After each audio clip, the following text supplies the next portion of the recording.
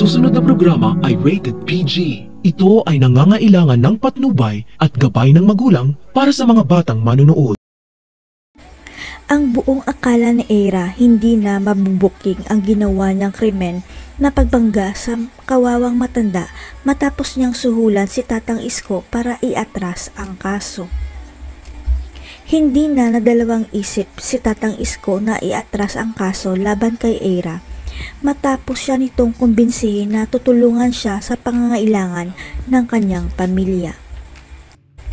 Kaya laking pagtataka ni Lilet kung bakit bigla na lang umatras si Tatang Isko sa kaso. Yun pala kinausap na ni Eira si Tatang Isko na sikreto lang dapat ang pagtulong niya. Gustuhin man ni Lilet na bigyan ng hustisya si Tatang Isko at mabigyan ng leksyon si Eira. Wala nang magagawa pa si Lilet dahil umatras na mismo sa kaso ang biktima.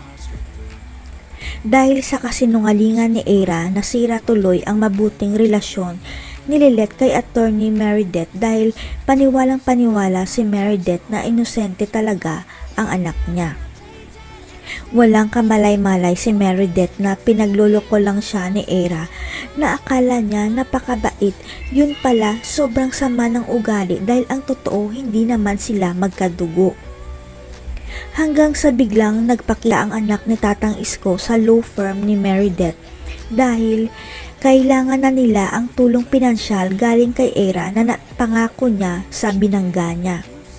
Si Bonnie mismo at Lilet ang nakakita sa anak ni Tatang Isko sa lab at mahinala si Bonnie na si Eira ang totoong nakasagasa sa matanda, ang ibig sabihin tama lahat ng sinabi ni Lilet. Kaya nagdesisyon si Bonnie na makipaghiwalay na lang kay Eira dahil nadiskubre niya na napakasinungaling pala ni Eira na pati siya at Mami Meredith niya ang niloloko niya. Wala nang tiwala pa si Bonnie kay Eira kaya ito nakipaghiwalay, pero ang totoo unti-unting nahuhulog ang puso ni Bonnie kay Lilet dahil nagsiselo siya pagkasama ni Lilet si Kurt.